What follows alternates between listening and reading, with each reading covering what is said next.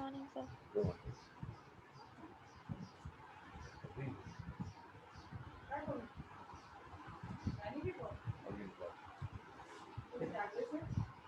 अरे अभी है, अगर सुबह की आपकी क्लास ना, सुबह क्लास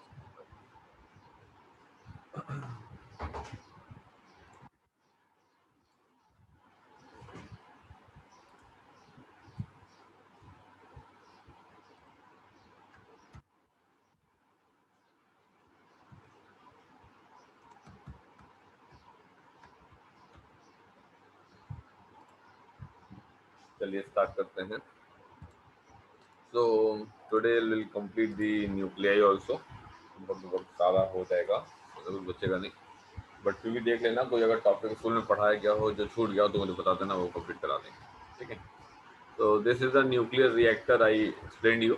मैंने आपको बताया था कि इसमें मॉडरेटर का रोल, कूलेंट का नाम, ठीक, ये पूछेगा, उसका रोल ये पूछेगा, ठीक। ऊपर से उसका प्रिंसिपल पूछेगा तो कंट्रोल चेन रिएक्शन इसका प्रिंसिपल है, ठीक है। और मॉडरेटर का फंक्शन पूछ लेगा, मॉडरेटर में किसको किसको रखते हैं उसके बारे में पूछ लेगा। तो ये सब सवाल हैं जो कि इससे हमको बनते हैं, ठीक है। तो ये आपको ध्यान रखने का। चलो अब बात करते हैं आगे। So till now we have studied nuclear reactor का, क्या नाम है, फिजन वगैरह पढ़ लिया है। अब बात आती है कुछ आगे पढ़ लिया जाए। So next part we have here as nuclear fusion, ठीक है। अब न्यूक्लियर फ्यूजन देखो बहुत ही आसान है, न्यूक्लियर फ्यूजन में बहुत ही ज़्यादा कुछ झंझट ही नहीं है ना। सो न्यूक्लियर, हमारे पास फ्यूजन, फ्यूजन का मतलब होता है टू फ्यूज, ठीक है। मतलब दो लोग को लेकर के आए और ला करके उनको मिला दिया, ठीक है। इसका मतलब होता है फ्यूज। फ्यूजन मतलब होता है फ्रेगमेंटेशन, ठीक है।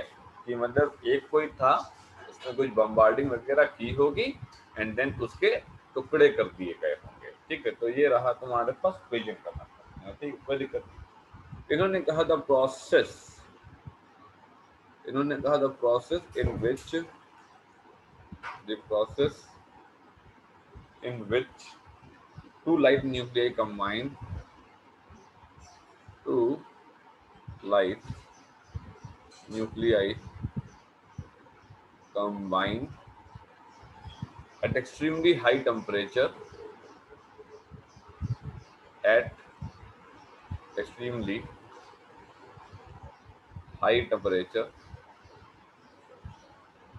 at extremely high temperature to form a single heavier nucleus, to form a single heavier nucleus, to form a single heavier nucleus is called nuclear fusion, is called nuclear fusion, ठीक है। तो nuclear fusion हम लोग इसे कहते हैं, ठीक, कोई दिक्कत नहीं। अब इसने क्या बताया, इसने कहा कि जो तुम्हारे पास दो लोग हैं, दो लाइट न्यूक्लियाई को हम कंबाइन कर रहे हैं, दो लाइट न्यूक्लियाई को हम कंबाइन कर रहे हैं। लाइट का मतलब क्या, लाइट का मतलब कम एटॉमिक, कम मास नंबर वाले लोग, है ना। मतलब भाई हाइड्रोजन वाले लोग, हीलियम वाले लोग, है ना। ये बहुत ही कम कम लोग, एटॉमिक नंबर, मास नंबर वाले लोग हैं।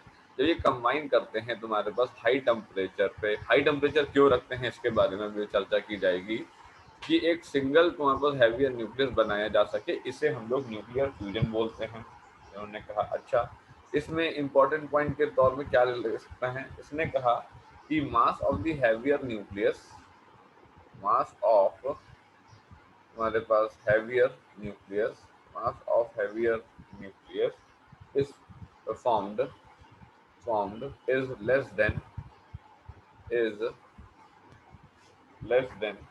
the sum of the masses of, the sum of the masses of combining nuclei, sum of the masses of combining nuclei। ये बात आपको ध्यान रखनी पड़ेगी। क्या बताया इसने, इसने कहा यहाँ पे कि जो हैवियर न्यूक्लियस बन रहा है, ठीक है, उसका जो मास होगा वो तुम्हारे पास sum of the masses of the combining nucleus से तुम्हारे पास कम होगा। इसने कहा अच्छा ठीक है, कोई दिक्कत नहीं। अब जैसा कि हमको जानते हैं कि ये तुम्हारे पास जो भी मास कम या ज़्यादा है, that will come in what, that will come in our mass effect, वो तो हमारे मास इफेक्ट में आ जाएगा। उसने कहा हाँ। उसके बाद फिर इसने कहा कि एनर्जी रिलीज होगी, तो वो एनर्जी कितनी रिलीज होगी, वो होगी तुम्हारे पास डेल्टा एम इंटू तुम्हारे पास सी स्क्वायर। ठीक है, कुछ एग्जाम्पल दिए जाए वगैरह, ठीक है, कुछ एग्जाम्पल वगैरह दिए जाए। इसने कहा हाँ एग्जाम्पल देते हैं।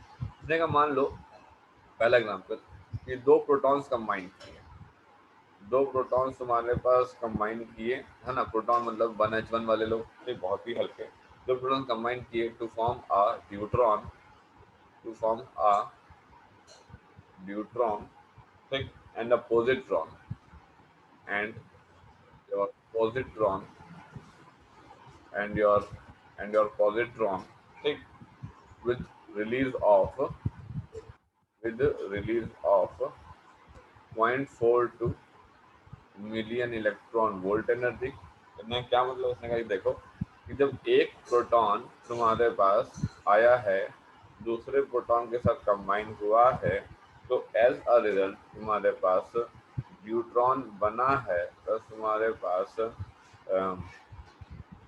ये प्लस चार्ज और माइनस चार्ज प्लस वन तुम्हारे पास जीरो, ठीक, और ये तुम्हारे पास 0.42 मिलियन इलेक्ट्रॉन वोल्ट एनर्जी आई है।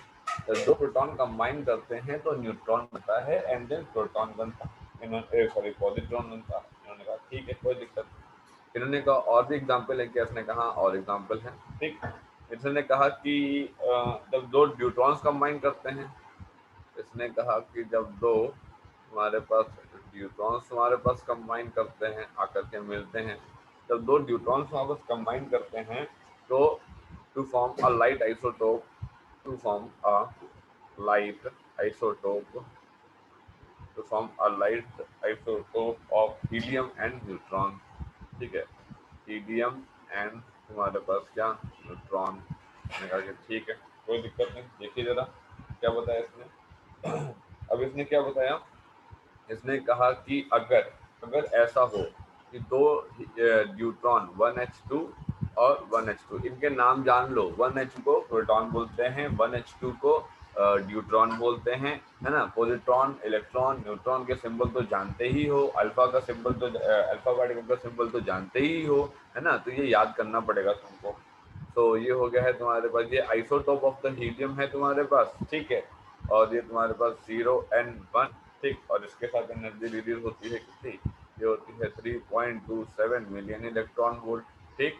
अपार्ट फ्रॉम दैट अगर 1h2 अगर कंबाइन होता है तो हो सकता है कुछ और भी बन जाए, मतलब ये है कि 1h2 कंबाइन अगर हुआ तो अगर हो सकता है कि 1h3 बन जाए और इसके साथ तुम्हारे पास 1h1 निकले, ठीक है, और तुम्हारे पास 4.03 मिलियन इलेक्ट्रॉन वोल्ट की एनर्जी रिलीज हो। ये कौन है भाई साहब, ये तो समझाता है कि प्रोटॉन है, ये समझाता है न्यूट्रॉन है, न्यूट्रॉन है, प्रोटॉन है, ठीक है। इनका क्या नाम है, इनका नाम है ट्राइटॉन, ठीक है ना, इनका नाम क्या है, इनका नाम है ट्राइटॉन, ठीक है। तो ध्यान रखना, अगर जैसे आता है ना कि what is nuclear fusion process, so you need to define nuclear fusion process, apart from that you need to define mention this important point also. अब तुम्हें एग्जांपल देने होंगे तो एग्जांपल देने के लिए एग्जांपल तुम्हें याद होने चाहिए, तो तुमको ये क्वेश्चंस याद करनी पड़ेंगी, ठीक है। ये वैल्यूज जो 0.42 मिलियन इलेक्ट्रॉन वोल्ट की है, 3.27 की है, 4.03 की है, ये वैल्यूज याद होनी चाहिए। ये नहीं कि हम कुछ भी लिख करके चले आएंगे, ऐसा नहीं करना है। वो अब स्टैंडर्ड सवाल वही पूछा गया, अगर आप उसमें भी इनसफिशिएंट आंसर दोगे तो उसका कोई लॉजिक नहीं है, ठीक है। इस बात पे ध्यान रखिएगा। चलिए अब इसने क्या बताया, इसने एक इम्पॉर्टेंट पॉइंट बताया है, ठीक है। तो इसने कहा कि इम्पोर्टेंट पॉइंट क्या बताया, इसने कहा कि देखो, इसने कहा कि for the fusion, for the fusion करने के लिए दो पॉजिटिवली चार्ज पार्टिकल्स को बहुत नजदीक आना पड़ेगा। लेकिन अपन लोग ये जानते हैं कि न्यूक्लियर फोर्सेस जो है वो शॉर्ट रेंज फोर्सेस हैं, ठीक है। तो इन्होंने कहा कि न्यूक्लियर फोर्सेस कौन से थे, न्यूक्लियर फोर्सेस, तो आपको ध्यान होगा जब मैंने पढ़ाया था तो मैंने कहा था कि देखिए ऐसा है कि न्यूक्लियॉन्स के बीच में लगने वाला फोर्स ऑफ रिपल्शन तो ये चाहता है कि न्यूक्लियॉन्स को बहुत दूर पहुंचा दिया जाए, लेकिन ऐसा तो होता नहीं है। हम लोग तो पढ़ ही रहे हैं कि एटम के अंदर, न्यूक्लियस के अंदर प्रोटॉन और न्यूट्रॉन बोले तो न्यूक्लियॉन्स रह रहे हैं, इसका मतलब कोई ना कोई तो होगा जो उनको बचाए पड़ा हुआ है। तो उनको कौन बचाए पड़ा हुआ है, उनको बचाए पड़ा हुआ है कौन, न्यूक्लियर फोर्सेस, राइट। तो इन्होंने कहा कि अगर फ्यूजन होना है, ठीक है, तो इन्होंने कहा कि fusing nuclei have to fusing nuclei has to overcome fusing nuclei has to overcome fusing nuclei को तुम्हारे पास ओवरकम करना पड़ेगा क्या नाम है, electrostatic repulsion force, electrostatic electrostatic repulsion electrostatic repulsion between them between them at very high distances at very small distances। इसने क्या बोला, जरा पॉइंट को समझिएगा, इस पॉइंट से एक क्वेश्चन बनेगा, लॉजिकल सवाल, ठीक है। ये पॉइंट आपको पता होगा तभी आप सवाल को जवाब दे पाओगे, वरना आपको समझ ही नहीं आएगा पूछा क्या गया है। इसने कहा कि भाई फ्यूजन होना है, इसने कहा फ्यूजन का मतलब मिलना है, इसने कहा हाँ मिलना तो है। तो इसने कहा कि अगर मिलना है तो भाई ऐसा है कि इलेक्ट्रोस्टैटिक रिपल्शन जो है ना इनके बीच में, जो कि बहुत ही स्मॉल दूरी होगी, उसको तुम्हारे पास जो है ओवरकम करना पड़ेगा। इसने कहा हाँ करना तो पड़ेगा, तो क्या होगा, इसने कहा वैसे ये इलेक्ट्रोस्टैटिक रिपल्शन करता क्या है, ये इलेक्ट्रोस्टैटिक रिपल्शन मिलने नहीं देता है दो न्यूक्लियाई को। अगर वो मिलेंगे नहीं तो न्यूक्लियर फोर्सेस की रेंज में नहीं आएंगे, और न्यूक्लियर फोर्सेस की रेंज में नहीं आएंगे तो फ्यूज कैसे होंगे। इसने कहा हाँ बात तो सही है। तो इसने कहा कि for the fusing nuclei has to overcome electrostatic repulsion between them, this and they need to come they need to come in the range of they need to come in the range of nuclear forces, and they need to come in the range of nuclear forces, ठीक है, nuclear forces and start fusing। इन्होंने कहा हाँ ये बात तो समझ में आ गई कि इनको करना पड़ेगा, वो तुम्हारे पास न्यूक्लियर फोर्सेस की रेंज में आ जाएंगे, ठीक है, और न्यूक्लियर फोर्सेस की जब रेंज में तुम्हारे पास आ जाएंगे तो तुम्हारे पास यूज करेंगे। लेकिन मुद्दा ये है कि काम होगा सर कैसे, कैसे होगा ये काम। तो इन्होंने कहा कि ठीक है अब समझाते हैं। इन्होंने कहा कि अगर हम आपसे ये कहें कि न्यूक्लियाई के पास बहुत जबरदस्त काइनेटिक एनर्जी होनी चाहिए ताकि ये तुम्हारे पास कूलम्बिक रिपल्शन को झेल सके, ठीक है, और तुम्हारे पास न्यूक्लियर फोर्स की रेंज में आ सके। इसने कहा हाँ सर यही बात समझा कि काइनेटिक एनर्जी होनी चाहिए, पर मुद्दा ये है ये काइनेटिक एनर्जी आएगी कहाँ से। तो इसने कहा कि if we increase the temperature, इसने कहा if we increase the temperature to very high value, if we increase the temperature to very high value, हम बहुत हाई वैल्यू पे लेकर के जाएं इस पर्टिकुलर टेम्परेचर को, ठीक है, then the then the colliding then the colliding nuclei will have enough thermal energy, then the colliding nuclei will have enough thermal energy then the colliding nuclei will have enough thermal energy, ठीक, due to their thermal motion due to their thermal motion, ठीक, and will come in the range of and will come in the range of nuclear forces and will come in the range of nuclear forces। अगर आपसे सवाल ये पूछे तो ये कैसे exactly पूछेगा जरा समझना। वैसे तो ये कॉन्सेप्ट है, एसर्शन रीजन में बैठा सकते हैं इसको, ठीक है, अगर एसर्शन रीजन में बैठाएंगे तब तो फिर बहुत कॉम्प्लिकेट तरीके से सवाल बन सकता है, ठीक। इसने कहा कि अगर फ्यूजन होना है तो फ्यूजिंग न्यूक्लियाई को ओवरकम करना है इलेक्ट्रोस्टैटिक रिपल्शन को जो उनके बीच में लग रहा है, जो कि स्मॉल डिस्टेंस में बहुत जबरदस्त लगेगा। इन्होंने कहा इसको आना है, they need to come in the range of nuclear forces and start fusing। इसने कहा ऐसा होना है, ठीक है, लेकिन अगर आप कुछ भी नहीं करेंगे तो ऐसा कभी नहीं होगा और न्यूक्लियर फ्यूजन रिएक्शन कभी होगी नहीं।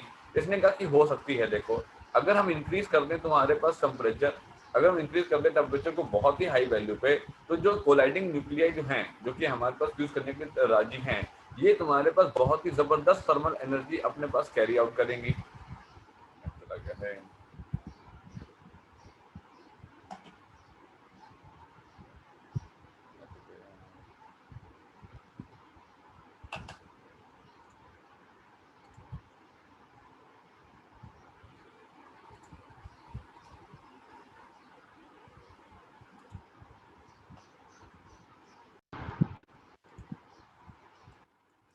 आवाज आ रही है? बीच में नेट चला गया था। आवाज आ रही है आपको? Yes sir.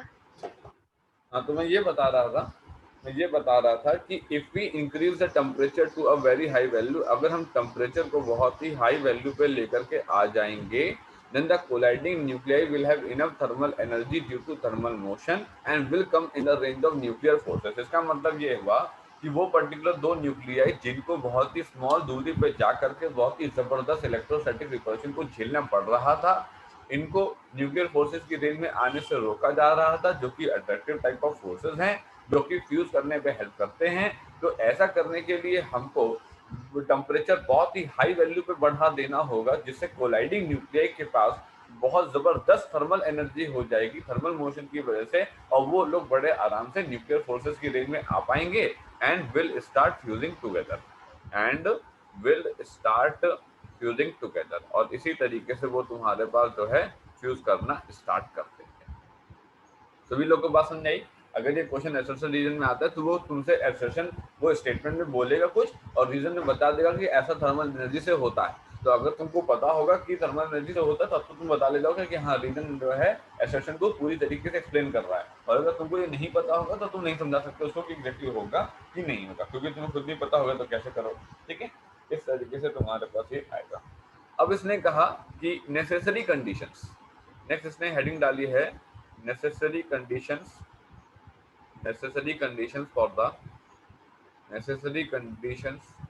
for the fusion reaction, necessary condition for the fusion reaction.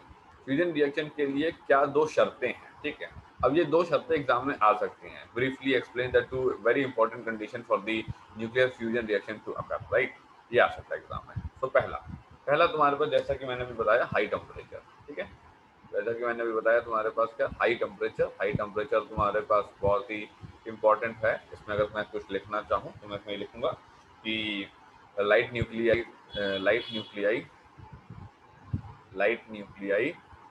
must have sufficient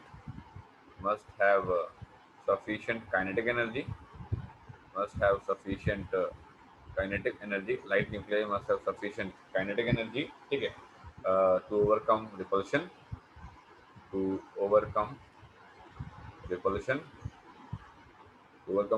between the two fusing nuclei, ठीक है, and come in the range of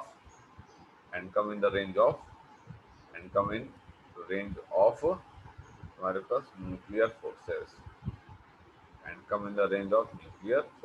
right. तो इन्होंने कहा कि फ्यूजन रिएक्शन को जो है थर्मोन्यूक्लियर रिएक्शन भी बोलते हैं, and due to high temperature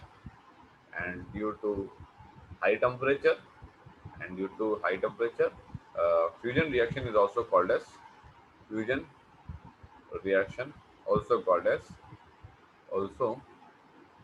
called as thermonuclear reaction. ठीक है, इसको हम लोग थर्मोन्यूक्लियर रिएक्शन बोल सकते हैं। ठीक है, तो हो सकता है तुमसे एसोसिएशन रीजन पूछ ले कि पहले बता दे कि भैया फलाना है कि भाई लाइट न्यूक्लियाई जो है उनको रिपल्शन को हैंडल करने के लिए ना अपनी काइनेटिक एनर्जी बहुत ज़बरदस्त रखनी पड़ती है, जो कि हाई टेम्परेचर से आती है। ठीक है, तो तुमसे कहते हैं this is the reason by the nuclear reaction is also termed as thermonuclear reaction. तो यू मस्ट अंडरस्टैंड कि भाई रीजन सही है, हाँ ये सही रीजन है कि इसी वजह से तुम्हारे पास जो है क्या नाम है, ये जो फ्यूजन रिएक्शन है उसको थर्मोन्यूक्लियर रिएक्शन भी हम लोग कह सकते हैं। ठीक है, एक तो ये हो गया। तो सेकंड बात हम क्या लिखना चाहेंगे? सेकंड बात हम लिखना चाहेंगे तुम्हारे पास क्या, हाई डेंसिटी और हाई प्रेशर। हाई तुम्हारे पास डेंसिटी और तुम्हारे पास क्या, हाई तुम्हारे पास जो है प्रेशर। ठीक है, ये भी सवाल बन सकता है। ठीक है, मतलब सवाल जितना मैं बता रहा हूँ वो इम्पोर्टेंट है बिल्कुल, मतलब इसमें तो बहुत ज़्यादा कंटेंट नहीं है पूछने का, तो वो अंत में जाकर पूछेंगे तो यही सब चीज़ें छोटी छोटी। ठीक है, इसने कहा कि ठीक है, अब इसने कहा कि अब अगर मैं डेंसिटी बढ़ा दूँ, डेंसिटी बढ़ाने का सीधा सा लॉजिक समझा करो।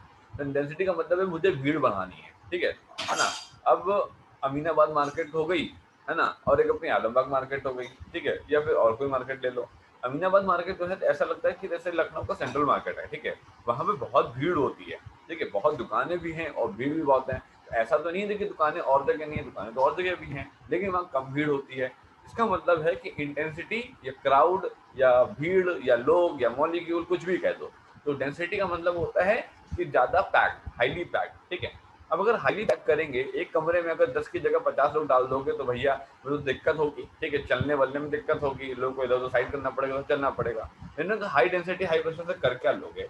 इसने कहा कि देखो क्या करवाना चाहते हो, कोलिजन ही तो करवाना चाहते हो। उसने कहा हाँ। इसने कहा कि अगर एक कमरे में तुम्हारे पास 2 3 4 लोग रखोगे तो कम कोलिजन होंगे, और एक ही कमरे में अगर तुम्हारे पास बहुत सारे लोग रख दोगे, है ना, बहुत सारे लोग अगर रख दोगे तो तुम्हारे पास कोलिजन बहुत ज्यादा होगा। इसने कहा दिस विल इंश्योर, इसने कहा it will increase the frequency of, it will increase the frequency of, it will increase the frequency of collision of light nuclei,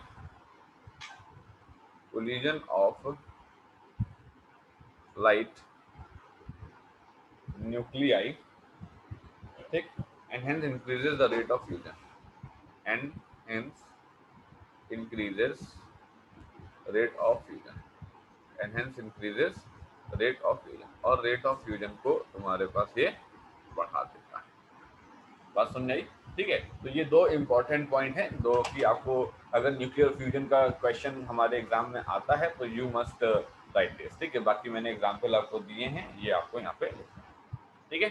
चलिए अब करते हैं कुछ न्यूमेरिकल्स, इसी पे बेस करते हैं, इसी पे बेस आते भी हैं न्यूमेरिकल्स, ठीक है। हल्के फुल्के न्यूमेरिकल आते हैं, बहुत टफ नहीं आते, लेकिन आते हैं, ठीक। देखना जरा,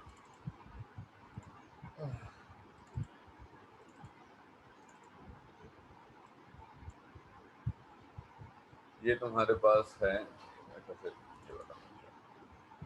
हाँ, ये क्या रखा है तुम्हारे पास कि एक न्यूक्लियस है जिसका मास नंबर तुम्हारे पास 240 है, ठीक है, और बाइंडिंग एनर्जी पर न्यूक्लियन, तो इसने कहा कि एटॉमिक नंबर तुम्हारे पास 240 है, सॉरी मास नंबर तुम्हारा 240 है, और बाइंडिंग एनर्जी पर तुम्हारे पास न्यूक्लियन जो है वो तुम्हारे पास 7.6 मिलियन इलेक्ट्रॉन वोल्ट है, ठीक।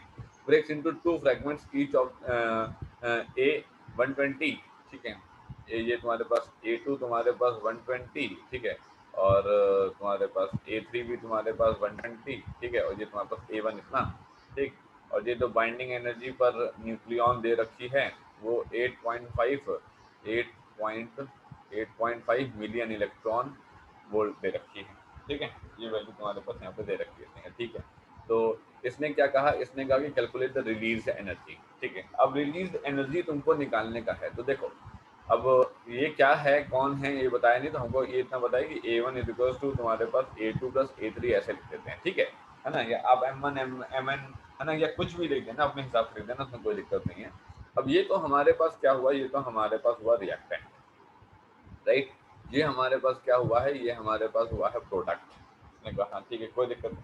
अब इसने कैसे करेंगे, इसने कहा कि सिंपल है सर, देखिए बड़े आराम से कर सकते हैं। इसने कहा कि बाइंडिंग एनर्जी ऑफ तुम्हारे पास product, binding energy of product, ठीक है, और बाइंडिंग एनर्जी ऑफ तुम्हारे पास क्या, बाइंडिंग एनर्जी ऑफ तुम्हारे पास रिएक्टेंट, ठीक है, binding energy of product and binding energy of तुम्हारे पास जो है रिएक्टेंट, ठीक है। ये अगर हम लोग निकाल लें तो हमारे पास क्या निकल के आ सकता है, हमारे पास निकल के आ सकता है एनर्जी तुम्हारे पास रिलीज कितनी हुई है। इसने कहा कि ठीक है कोई दिक्कत नहीं। अब binding energy of the product, product में तुम्हारे पास A2 भी है और A3 भी है। इसने कहा हाँ ठीक है कोई दिक्कत नहीं, पर हमें तो बाइंडिंग एनर्जी चाहिए। इसने कहा पहली बात तो 2 लोग हैं, ठीक है, हमें बाइंडिंग एनर्जी चाहिए, लेकिन हमें ये बाइंडिंग एनर्जी पर न्यूक्लियन दे रखी है, तो हमारे पास मास नंबर तो दे ही रखा है ना, तो 2 इंटू 120 इंटू तुम्हारे पास कितना, इंटू तुम्हारे पास 8.5, ठीक, ये वैल्यू हो गई, minus binding energy of reactant 1 into reactant में तो एक ही शख्स है, इंटू 240 इंटू तुम्हारे पास कितना 7.6। हमने कहा ठीक, तो ये वैल्यू कितनी हो गई 240 इंटू 8.5 माइनस तुम्हारे पास 7.6, तो ये हो गया 9। तो 240 इंटू तुम्हारे पास कितना पॉइंट ऑफ 9, ठीक, ये हो गया तुम्हारे पास कट के यहाँ पे, ये हो गया तुम्हारे पास 24 इंटू 9, 240 मतलब -24, तो ये कितना हो गया, ये हो गया 216 मिलियन इलेक्ट्रॉन वोल्ट, ये हो गया तुम्हारे पास एनर्जी रिलीज, ठीक है। ये क्वेश्चन बहुत इंपॉर्टेंट है, ये एग्जाम में 1 नंबर की कैटेगरी का सवाल है, हो सकता है कि 2 में भी आ जाए, पर थोड़े से चांसेस कम है, लेकिन ये सवाल आता है, आप बात समझ रहे हैं? 2016 में ये सवाल आया हुआ है सीबीएसई में, तो ये सवाल आता है और आपको इसकी अच्छे से प्रैक्टिस कर लेनी पड़ेगी। बात समझ आ रही? ठीक, आगे बढ़ते हैं। अगला सवाल क्या कह रहा है? अगला सवाल हमसे यहाँ पे ये कह रहा है, इसको देखिए। अब इसने यहाँ पे दे रखा है हमको value, calculate the energy release in the fusion reaction, right. इसने कहा कि भैया बताओ कि फ्यूजन रिएक्शन पे तुम्हारे पास एनर्जी जो रिलीज होगी तुम्हारे पास कितनी आएगी। इसने कहा कि ठीक, कोई दिक्कत नहीं। अब इसने क्या बताया, इसने कहा कि भैया 1H2 है, 1H2 है, यहाँ पे लिख देता हूँ मैं, ये तुम्हारे पास 1H2 प्लस तुम्हारे पास 1H2 और ये तुम्हारे पास कितना 2 तुम्हारे पास He3 isotope of the helium और ये तुम्हारे पास न्यूट्रॉन। ठीक, ये रहा तुम्हारे पास न्यूट्रॉन। अब इसने कहा कि हम बाइंडिंग एनर्जी तुम्हारे पास इसकी दिए हैं और ये तुम्हारे पास 2He3 की बाइंडिंग एनर्जी तुम्हारे पास ये दी गई है। ठीक, और आप निकालिए energy release in the fusion reaction. ठीक है, तो अभी अभी हमने आपको बताया एनर्जी रिलीज का फॉर्मूला। एनर्जी तुम्हारे पास रिलीज का फॉर्मूला हुआ क्या, बाइंडिंग एनर्जी ऑफ तुम्हारे पास क्या प्रोडक्ट्स। ठीक, binding energy of products minus binding energy of reactant. अच्छे से कर लीजिएगा ये सवाल को, ये सवाल एग्जाम में आता है, बहुत टफ नहीं है, बहुत इजी सवाल है। अब क्योंकि आप करते ही नहीं है तो फिर वो नहीं निकल पाएगा आपसे एग्जाम में, राइट। तो binding energy of the product, product में कौन है भैया, प्रोडक्ट में तुम्हारे पास बाइंडिंग एनर्जी ऑफ तुम्हारे पास कितना 2 तुम्हारे पास He3 प्लस तुम्हारे पास Be ऑफ तुम्हारे पास न्यूट्रॉन। अब न्यूट्रॉन की क्या एग्जैक्टली बाइंडिंग एनर्जी होगी, सिंपल सी बात है, हम लोग न्यूक्लियस की वगैरह निकालते हैं तो न्यूट्रॉन की तो नहीं होगी, तो भैया ये तो होगी सीधे सीधे 0। और ये क्या है, ये प्रोडक्ट वाले लोग हैं, तो प्रोडक्ट वाले लोग की निकाली बाइंडिंग एनर्जी ऑफ 2He3 जो हो गया 7.73। ठीक है, 7.73 वैल्यू आप सकते हैं, ठीक, कोई दिक्कत नहीं। अब यह बात आई तुम्हारे पास रिएक्टेंट की। ठीक है, तो रिएक्टेंट में निकाला तो बाइंडिंग एनर्जी ऑफ तुम्हारे पास कितना 1H2। ठीक, प्लस तुम्हारे, अच्छा प्लस क्यों करेंगे, 2 टाइम्स कर लेते हैं, 2 times of binding energy of this, तो 2 इंटू ये कितना 2.23, 2 पॉइंट तुम्हारे पास 23, 2 2 जा 4 और 23 का 46। ठीक है, तो 4 पॉइंट तुम्हारे पास 46 मिलियन इलेक्ट्रॉन वोल्ट। ठीक, अब इसमें निकालने का क्या है एनर्जी रिलीज, तो तुम्हारे पास एनर्जी बस रिलीज। ठीक है, तो हमने निकाला एनर्जी, निकाली हमने निकाला प्रोडक्ट वाले एनर्जी, प्रोडक्ट की बाइंडिंग एनर्जी माइनस तुम्हारे पास रिएक्टेंट की बाइंडिंग एनर्जी। ठीक है, निकाला हमने यहाँ पे वैल्यू, ये वैल्यू कितनी आ गई, प्रोडक्ट की वैल्यू आ गई 7.73 माइनस 4.46। ये वैल्यू कितनी आ गई है, 13 में से 6 गया 7 और ये बताओगे 6 में से 4 गया 2 और ये 6 ये आ गया तुम्हारे पास 3.27 मिलियन इलेक्ट्रॉन। इस तरीके से आंसर निकलते हैं। आइए समझ में, इजी सवाल है, टफ नहीं है, बस आपको प्रैक्टिस रहनी चाहिए, आप आराम से कर ले जाएंगे। ठीक, और देखते हैं और क्या क्या टाइप के सवाल पूछ सकता है हमसे। और एक इसको देखिए, इसने क्या बताया, इसने कहा कि तुम्हारे पास when a neutron of mass 2.0141 AMU and negligible kinetic energy is absorbed by a lithium 3 Li6 nucleus of the mass this। ठीक है, न्यूक्लियस ऑफ द मास, बस ध्यान रखना न्यूक्लियस मतलब ये एटॉमिक मास नहीं गिवन है, ये न्यूक्लियस मास गिवन है, राइट। अब इसने कहा कि compound nucleus डिसइंटीग्रेट्स spontaneously into 2 alpha particles each of mass this, right, AMU। ठीक, calculate the energy induced carried by each alpha particle 1 AMU is equal to इतना। ठीक, अब यहाँ पे आपको ये कैसे एग्जैक्टली पता लगेगा कि फलाना मास एटॉमिक है या फलाना मास तुम्हारे पास न्यूक्लियस है, या तो वो यार तुमको बता दे। ठीक है, या तो यार तुमको बता दे, और नहीं बता दे तो मान लो समथिंग इलेक्ट्रॉन एमिशन की कोई रिएक्शन हो रही है ना, तो इलेक्ट्रॉन एमिशन की रिएक्शन हो रही है तो वहां पे मान के चलना कि जो मासेस गिवन है एटॉमिक, वैसे तो तुमको बताएगा, इतना कंफ्यूजन नहीं करेगा कि तुमको यही ना बताए कि मासेस कौन सा है, तुम कंफ्यूज रहो कि इलेक्ट्रॉन का करना है कुछ ही नहीं करना है, ऐसा नहीं होगा, लेकिन कभी कभार कुछ क्वेश्चनों में ऐसा कर देते हैं। ठीक है, तो ध्यान दीजिएगा बात को। So when a neutron of तुम्हारे पास mass 2.0141 AMU and negligible kinetic energy is absorbed by this. So first of all we need to write the reaction. So neutron का अगर तुमको फॉर्मूला ही नहीं पता है तो इस क्वेश्चन को तो तुम भूल जाओ। ठीक, कुछ नहीं होगा तुमसे। ध्यान दीजिएगा, न्यूट्रॉन का फॉर्मूला क्या, न्यूट्रॉन का फॉर्मूला 1H2, राइट, ये तुम्हारे पास न्यूट्रॉन का फॉर्मूला। इसने कहा ठीक, अब इसने कहा कि चलो अल्फा पार्टिकल का फॉर्मूला जानते हैं हम लोग, हाँ जानते हैं ना अल्फा पार्टिकल का फॉर्मूला। अल्फा पार्टिकल का फॉर्मूला होता है तुम्हारे पास क्या 2 तुम्हारे पास He4, ठीक है। अब इसने कहा रिएक्शन लिखते हैं, सो तुम्हारे पास रिएक्शन लिखी है उन्होंने 3 तुम्हारे पास Li6 प्लस 1H2, ठीक, गिव्स 2He4 प्लस 2He4, ठीक है। 6 2 8, 4 और 4 8, 3 और 1 4, 2 और 2 4, ठीक, हिसाब निपट गया। और ये तुम्हारे पास प्लस, ठीक, ठीक है, कोई calculate the energy in joules carried by each alpha particle, ठीक, कोई दिक्कत नहीं, निकाल देते हैं भाई। अब अपने को ये पता है कि mass of the nucleus of 3Li6 जो अपने को गिवन है वो है 6.0155 तुम्हारे पास AMU या फिर U, ठीक। और मास ऑफ तुम्हारे पास जो है कितना 1H2 जो अपन लोगों को गिवन है, राइट, न्यूक्लियस वाले का ही, ठीक। ये तुम्हारे पास कितना गिवन होगा, इसने कहा कि ये तुम्हारे पास गिवन होगा, गिवन है 2.0141 तुम्हारे पास AMU and mass of the case of तुम्हारे पास 2 तुम्हारे पास He4, 2 तुम्हारे पास जो है 2 तुम्हारे पास He4, ये तुम्हारे पास कितना गिवन है, ये है 4.0026 AMU। किसी भी वैल्यू को याद मत करके जाइएगा एग्जाम से पहले, ये नहीं कि हो सकता है एग्जाम में ना दे और मुझे करना पड़े, ऐसा नहीं होता है।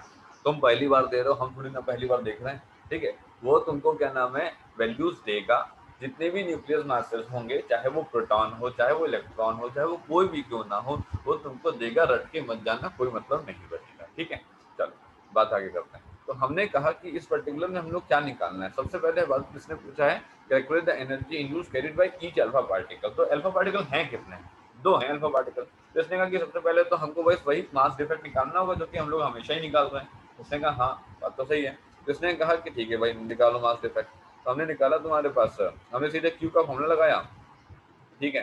मास ऑफ द न्यूक्लियस ऑफ तुम्हारे पास 3Li6 plus mass of the nucleus of the 1 तुम्हारे पास H2, ठीक है, minus 2 times the mass of the तुम्हारे पास कितना न्यूक्लियस ऑफ द 2 He4, ठीक है। और ये तुम्हारे पास करने के बाद, ये तुम्हारे पास करने के बाद इनटू तुम्हारे पास C², ठीक है, इनटू तुम्हारे पास कितना C², ठीक, कोई दिक्कत नहीं, वैल्यू पुट कर लो भैया।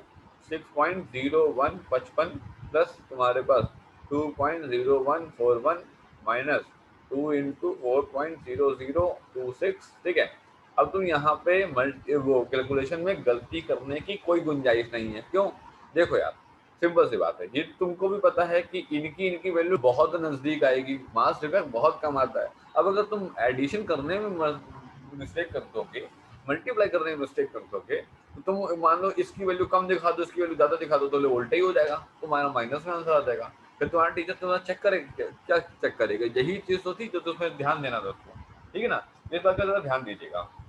तो वैल्यू निकालते हैं, तो 5 प्लस 1 तुम्हारे पास 6, ठीक है, 5 प्लस 4 तुम्हारे पास 9 और 1 प्लस 1 तुम्हारे पास 2, 0 0 0 और 6 और 2 8, 8.0296। और इसका कितना होगा, इसका होगा 4 का 8 हो गया, 0 0 26 का हो गया तुम्हारे पास 52, ठीक, ये वैल्यू तुम्हारे पास आ गई।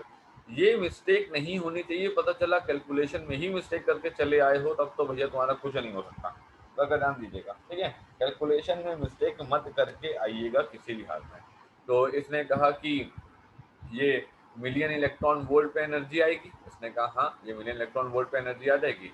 इसने कहा कि एक काम करते हैं कि हम अगर जूल में निकालना चाहें तो, लेकिन ये पता कैसे चलेगा, इसने पूछा है calculate the energy in joules, ठीक है, इसने पूछा है कि जूल्स में निकालने तो कितना होगा। उसने कहा ठीक है, 1 इलेक्ट्रॉन वोल्ट पे जो एनर्जी होती है वो होती है तुम्हारे पास क्या 1.6 इंटू 10 की power minus 19 joule. 1 electron volt पे एनर्जी होती है 1.6 इंटू 10 का माइनस 19 जूल। तो हमने यहाँ पे लिखा, तो हमने कहा कि 8.0296 माइनस 8.0052 इंटू 931 मिलियन का मतलब 10 की पावर 6 इलेक्ट्रॉन वोल्ट का मतलब 1.6 इंटू 10 की पावर माइनस 19, ठीक। जो ये आंसर निकल के आया है, ये आया है 3.645 इंटू 10 की पावर माइनस 12, इतनी एनर्जी निकल के आई है क्यू की वैल्यू। इतनी बात समझ आई। अब मुद्दा ये है कि हमें तो निकालना था कि ये पर्टिकुलर एनर्जी किसके साथ आई है, देखा जाए तो रिएक्टेंट के साथ प्रोडक्ट के साथ आई है, तो सिंपल से बात है अल्फा पार्टिकल द्वारा कैरी की गई होगी। तो इसने कहा energy carried by by each alpha particle, energy carried by each alpha हमारे पास particle, energy carried by each alpha particle is equal to 3.645 into 10⁻12 और ये आंसर तुम्हारे पास निकल के आएगा कितना, ये आंसर निकल के आएगा 1.8225 इंटू 10⁻12 तुम्हारे पास इस तरीके से आंसर निकल के, बात समझ रहे हैं। 2004 में ये सवाल आया हुआ है, ठीक, अगर आया हुआ है तो आने के चांसेस ज़्यादा हैं। सन 2000 के पहले के जो सवाल है ना, उनके थोड़े से चांसेस अब कम है, क्योंकि वो ट्रेंड चेंज हुआ है, तरीका चेंज हुआ है, ठीक है, एग्जामिनेशन का तरीका चेंज हुआ है, एनालिसिस का तरीका चेंज हुआ है, तो वो सारी चीज़ें अब पीछे रह गई हैं। जो भी आप क्वेश्चन को प्रैक्टिस करिएगा आने वाले समय में, जब आप नवंबर दिसंबर में आप प्रैक्टिस करोगे, इस बात का ध्यान रखना कि 2000 के बाद की जो सवाल है उनको आपको ज़्यादा ध्यान देना है। 2000 के पहले के जो है वो थोड़ा सा आउटडेटेड कोर्स के सवाल है ना, कोर्स भी चेंज हुआ है ना काफ़ी बार। तो इस जैसे हमारे और आपके में चेंज हो गया, 2008 में जब मैंने पढ़ा था, 2021 में जब आप पढ़ रहे हो तो उसमें भी काफ़ी चेंज आ गया है ना, तो इसका ध्यान रखिएगा। चलिए बात आगे करते हैं। सो नेक्स्ट सवाल हम यहाँ पे जो करना चाहेंगे वो ये है, इस पे देखिए मुझे क्या करवाना है आपको। इसने कहा कि the bombardment of the lithium with the proton give rise to the following reaction: 3Li6 plus 1H1 2He4 2He4 plus energy. The atomic masses of the lithium, hydrogen and the helium are this. Find the initial energy of the each alpha particle. लो वही सवाल एक तरीके से, बिल्कुल वही सवाल है, ठीक है। तो इसने कहा कि बिल्कुल वही सवाल है, तो एक काम करते हैं, इसमें एक बस अंतर ये है यहाँ पे कि इसमें एटॉमिक मासेस पकड़ा दिए इन्होंने, इनको न्यूक्लियस मासेस देने की बजाय इन्होंने एटॉमिक मासेस पकड़ा दिए, तो सवाल में थोड़ा सा बस चेंज आ जाएगा और कुछ नहीं होगा, ठीक है। अब देखते हैं चेंज आ जाएगा, और अगर इलेक्ट्रॉन फंस गया तो उसका मास कहाँ से लाएंगे, सवाल तो ये है ना। चलो देखते हैं क्या है। तो इन्होंने कहा कि सर पहली बात तो energy release is equals to mass of the nucleus of तुम्हारे पास 3Li7, ठीक है, और mass of the nucleus of तुम्हारे पास 1H1, ठीक है, 1H1। और क्या बोला इसने, फिर इसने कहा कि ये minus mass of the 2 times, ठीक है, 2 टाइम्स लिख देते हैं यहाँ पे, 2 times mass of the nucleus of तुम्हारे पास 2He तुम्हारे पास 4, ठीक है, और ये इंटू तुम्हारे पास कितना C², ठीक। अब सवाल ये है कि मेरे को क्या नाम है, एटॉमिक मास के फॉर्म में लिखने का है कि नहीं लिखने का, इसने कहा हाँ लिखने का है। कैसे, इसने कहा देखो, इसने कहा कि एटॉमिक मास ऑफ द 3 तुम्हारे पास Li7 can written as mass of the nucleus 3Li7 plus तुम्हारे पास कितने 3 तुम्हारे पास मास ऑफ द इलेक्ट्रॉन, इसने कहा हाँ ठीक।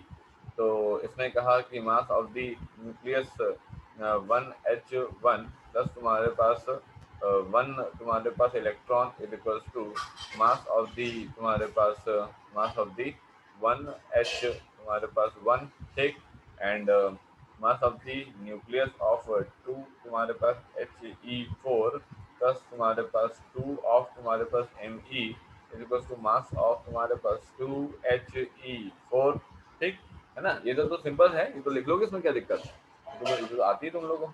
अब देखो यहाँ पे ये न्यूक्लियस है, अब न्यूक्लियस का लिखने का है मेरे को, तो हमने क्या लिखा, मास ऑफ द, हमने लिखा तुम्हारे पास जो है मास ऑफ 3Li7 में से 3Li7 में से 3 तुम्हारे पास मास ऑफ द इलेक्ट्रॉन को घटाया, प्लस तुम्हारे पास मास ऑफ दी 1H1 में से तुम्हारे पास इसको घटाया, माइनस, रीजन कर लीजिए, टाइम कंप्लीट हो रहा है, रीजन कर लीजिए सब लोग,